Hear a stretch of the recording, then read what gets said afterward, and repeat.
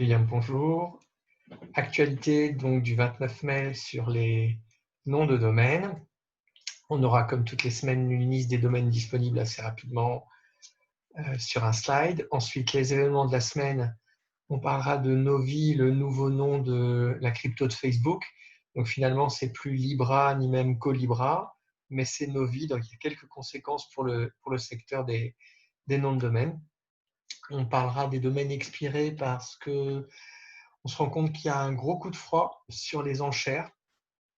Et ensuite, d'un petit nouveau, donc ça fait quand même quelques mois qu'il est là, mais qui a des performances très intéressantes pour le drop catching en .com, et ça permettra de faire un petit point sur les domaines dispo. Bon, on voit ça tout le temps, donc là je passe. Les gens qui veulent couper, enfin arrêter la vidéo ont l'info, et les domaines sont là. Je passe également. Alors sur le nouveau nom de la crypto de Facebook, c'est juste, en fait, c'est pas vraiment rattaché au secteur des noms de domaine, mais systématiquement, quand il y a des effets importants comme ça, tout le monde se jette sur les noms de domaine disponibles, et il y a eu énormément d'enregistrements avec des Libra, des Colibra, donc là, tout va expirer, puisque c'est plus le vrai nom, et beaucoup de gens vont enregistrer du Novi à toutes les sauces. Alors, il faut savoir que à chaque fois, on dit, voilà, les domaineurs mettent des prix délirants, ils espèrent. En gros, il n'y a pas un domaineur qui va faire ça. En tout cas, dans le groupe des domaineurs francophones qu'on est, ça marche absolument pas. Donc, si vous aviez l'idée de le faire, enregistrer des noms comme ça sur des effets de mode, c'est pareil avec, là, j'ai vu, il y a Jean-Marie Bigard 2022 aujourd'hui qui a été enregistré en .fr, en .com, Cyril Hanouna, enfin bon, voilà. Ce genre d'enregistrement, ça amuse beaucoup les registrars qui en parlent dans leur blog, les journalistes qui n'ont jamais rien compris, qui expliquent que les domaineurs se jettent sur ces termes-là. C'est pas des domaineurs, c'est des débutants qui enregistrent ces noms-là, et en fait qui vont les laisser expirer un an après parce que ça n'a aucun potentiel. Il se trouve qu'une fois de temps en temps, il y a une vente incroyable, et du coup, on parle que de cette vente, et les gens ont l'impression que finalement, cette vente, elle est pertinente. Mais on oublie de parler de 99,99% des domaines qui se vendront jamais.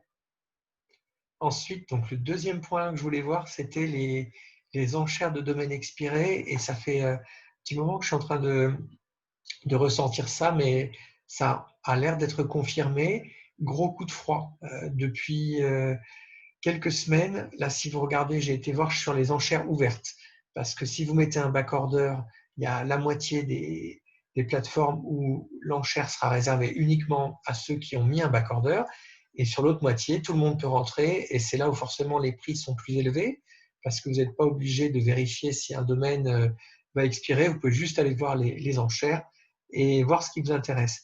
Sur Udot, il n'y a rien en ce moment, donc c'est assez étonnant. Mais si on regarde sur Kifdom, c'est encore moins, 230 € pour le domaine le plus cher pour l'instant. Donc on est sur des tout petits montants. Et ce qui est incroyable et qui n'est jamais arrivé, je pense, depuis X années, sur Dropcatch, il n'y en a pas un qui a 1 000 $. Alors que systématiquement, Dropcatch, c'est l'endroit où on paye le plus cher pour des domaines expirés.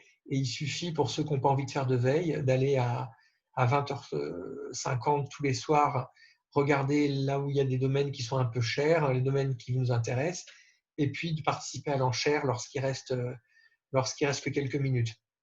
Et bien là, de quoi il s'agit? Eh bien, il y a des prix qui sont très bas, et ça a l'air d'être le cas sur toutes les plateformes. Donc, ce n'est pas la peine de faire des prévisions, parce que personne ne sait vraiment. Est-ce que ça va se confirmer, ou est-ce que c'est juste un petit creux, et je ne sais pas, à cause de la période?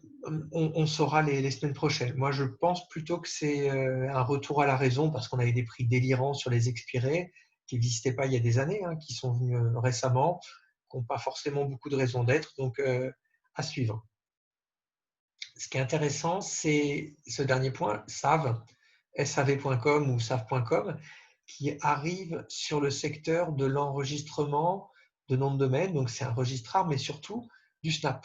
Et alors, pour le Snap, pour ceux qui ne savent pas vraiment, en .com ou en .net ou en .org, aujourd'hui, il n'y a que 2 acteurs. C'est-à-dire, quand il y a un nom qui va expirer, en tout cas qui va être effacé, eh bien, ça ne peut être que soit Dropcatch ou SnapNames qui vont l'avoir. Donc, il n'y a pas d'alternative parce qu'ils ont mis des moyens démesurés pour avoir ces noms de domaines-là et c'est eux qui fixent finalement les prix de marché. Dropcatch, on l'a vu juste avant, hop, il est là. Et Dropcatch, c'est le plus important, mais il faut dire qu'ils ont sur les bureaux ICANN plus de la moitié, enfin, ou la moitié des bureaux ICANN, à peu près 1200 bureaux qui ne servent que à snapper pour eux. Donc, ils ont une puissance de frappe énorme et ils sont difficilement battables. SnapNames, qui en a énormément, des centaines aussi, arrive à peu près à rivaliser. Alors, nous, ça nous oblige à avoir des prix assez chers. SAV, ils sont petits, mais le principal avantage, c'est qu'on peut snapper non pas à 59 $ ou à 79 ou quand on est sur Dropcatch Discount un peu moins, mais vraiment à des tout petits tarifs. C'est 5 $ pour un point net. C'est 7 $, même un tout petit peu moins, pour un point com. Donc, lorsqu'on a des noms qui ne sont pas exceptionnels, où on n'a pas envie de passer sur Dropcatch ou SnapNames, eh bien, sav.com, il est intéressant. Il faut savoir que c'est des Américains aussi, ils sont assez ambitieux. Il faudra voir comment ça évolue.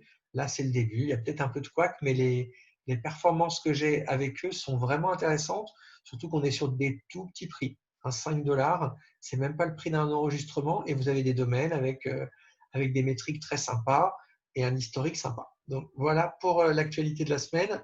Merci. Si vous avez des commentaires, des questions, eh bien, j'y réponds avec plaisir. Au revoir.